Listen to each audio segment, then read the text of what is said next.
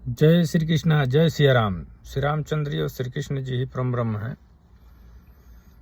ये ब्रह्मा जी जब सृष्टि की रचना कर रहे थे तो उस समय देवताओं का भी उत्पत्ति हुआ। देव दानव सब ब्रह्मा जी से ही उत्पन्न हुए। मनुष्य उत्पन्न हुए, गंधर्व उत्पन्न हुए, राक्षस उत्पन्न हुए, भूत और प्रेत उत्पन्न हुए। ये सारे लोग ब्रह्मा जी से ही उत्पन्न हुए। सब लोग हमारे भाई हैं।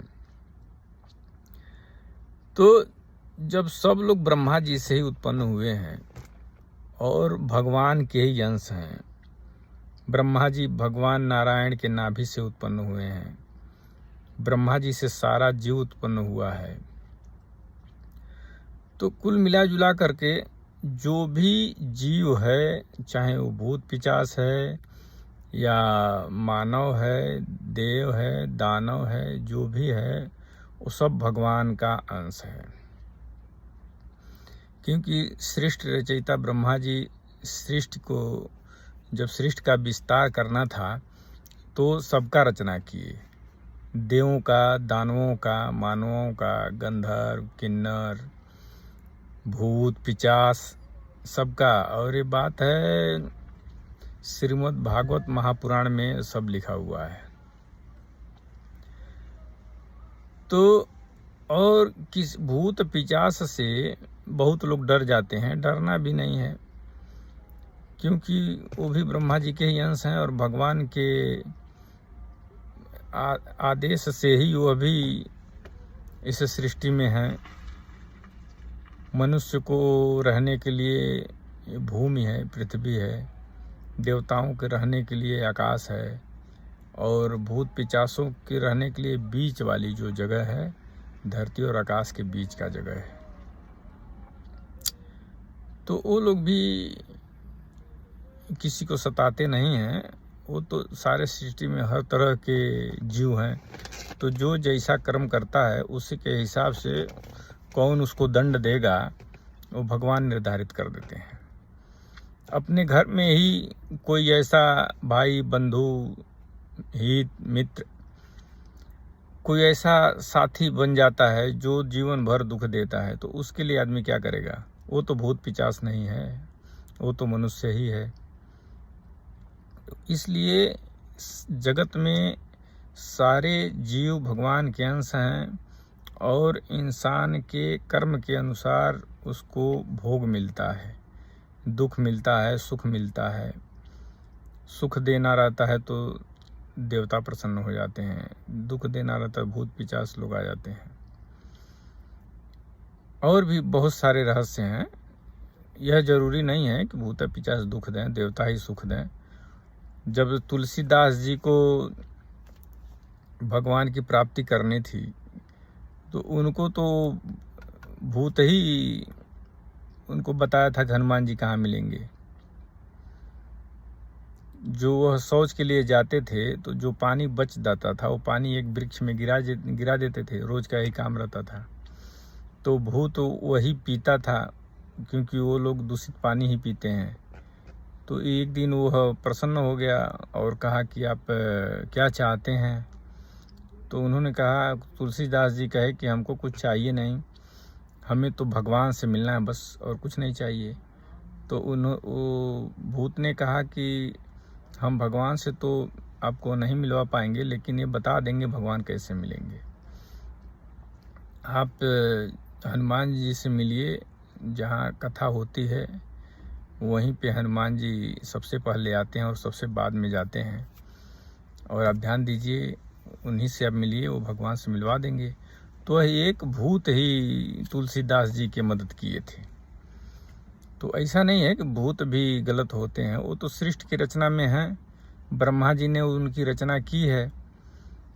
तो भूत पिशाच, देव, दानव, मानव, यक्ष, गंधर्व, किन्नर, बहुत से लोगों की रचना किए हैं ब्रह्मा जी। और ब्रह्मा जी खुद भगवान नारायण के नाभि से उत्पन्न हुए हैं। तो इसका मतलब है कि भगवान के अंश, सब लोग भगवान के ही अंश हैं और सब भगवान ही हैं। कर्म के अनुसार और जहाँ जन्म होना रहता है, कैसा आपको कष्ट मिलेगा, कैसा सुख मिलेगा, उसी हिसाब से जन्म मिल जाता है। तो भगवान का विधान है, भगवान का नाम ले करके किसी तरह से जीवन काटना है और भगवान के आश्रय हो करके परम पद को जाना चाहिए, क्योंकि भगवान के सिवा और दूसरा तो कुछ दिख नहीं रहा है, क्योंकि और कोई तो किसी का है नहीं। अभी किसी के शरीर काम न करती हो, कोमा में चला गया हो, उसको कौन पूछने वाला है। पूरा कार्य अपने आप चलता रहेगा। जिसको नौकरी पे जाना हो नौकरी पे जाएगा, जिसको खाना बनाना हो खाना बनाएगा, जिसको खाना है वो खाना खाएगा। ये सब तो रुक नहीं पाएगा। हर 4 घंटे में आदमी को खाना चाहिए। रात को छोड़ दिया जाए तो दिन में हर 4 घंटे में खाना चाहिए आदमी को। वो तो खाएगा ही नहीं तो जिएगा ही नहीं। चाहे प्रिय से प्रिय कोई अगर कोमा में चला गया है तो उसको कुछ दिन तक संताप रहता है। बाकी आदमी अपना जीवन तो बंद नहीं करता है, उसको जीवन जीना ही है। तो इसलिए संसार में कोई किसी का नहीं है और हर कोई हर किसी का है। क्यों? हर कोई भगवान का ही रूप है। कौन किसका साथ कब दे देगा और कौन किसका साथ कब छोड़ देगा, इसका कोई गारंटी नहीं है। इंसान को भगवान, कोई भी कर्म करते रहिए आप, लेकिन भगवान को मन से दिल से याद करते रहिए। उससे क्या होगा, अगर अचानक आपकी मौत हो गई, अचानक आपको दुख हुआ, आप कुछ देर में मरने वाले हैं, एक्सीडेंट हो गया, कुछ भी हो गया, अगर भगवान को हमेशा याद करते रहेंगे तो उस टाइम भी भगवान याद आ जाएंगे। और भगवान याद करते समय अगर आप मरेंगे, भगवान को याद करते समय, तो उसमें भगवान के धाम में ही जाएंगे। एक चीज़ और है, अगर आप भगवान के भक्ति में लगे हुए हैं, अपने आप को भगवान का भक्त मान रहे हैं और निरंतर भगवान को याद कर रहे हैं, भगवान को भज रहे हैं, मित्र के रूप में अगर भगवान को भज रहे हैं, याद कर रहे हैं, जिस रूप में आप भगवान को भजेंगे, याद करेंगे, उसी रूप में भगवान आपको प्राप्त होंगे। कुछ लोगों को तो जीवित ही प्राप्त हो जाते हैं। बहुत से ऐसे उदाहरण हैं, बहुत से भक्त ऐसे हुए हैं जो भगवान उनसे इसी शरीर के साथ में ही मिल गए हैं। जैसे सूरदास जी के साथ भगवान कई बार मिले हैं, रहते भी थे। बहुत से ऐसे संत हुए हैं जिनसे भगवान मिले हुए हैं। तो भगवान इस शरीर के साथ भी मिल सकते हैं, शरीर छूटने पे भी मिल सकते हैं। यानी जैसे भगवान को पूजा जाएगा, भजा जाएगा, वो फल जरूर मिलेगा, भगवान जरूर मिलेंगे। कहने का तात्पर्य है कि आप दुनिया में कहीं रहिए, कुछ भी कीजिए, भगवान को हमेशा याद रखिए। मन में भगवान हमेशा रहना चाहिए, क्योंकि किसी भी वक्त आदमी का शरीर छूट सकता है और मन से भगवान का चिंतन होता रहेगा तो भगवान के धाम में मिलेंगे, भगवान के धाम में जाएंगे। कम से कम नरक तो नहीं भोगना पड़ेगा, कुछ छोटे मोटे कीड़े मकोड़े की जीवन नहीं मिलेगी।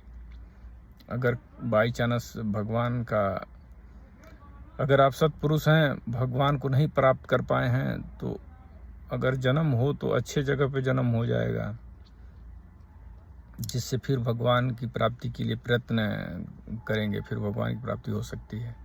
तो इसलिए भगवान को भजना, भगवान का चिंतन हमेशा करना ये जरूरी है। इसलिए भगवान का चिंतन कीजिए और भगवान का भजन कीजिए। जय श्री कृष्ण, जय सिया राम।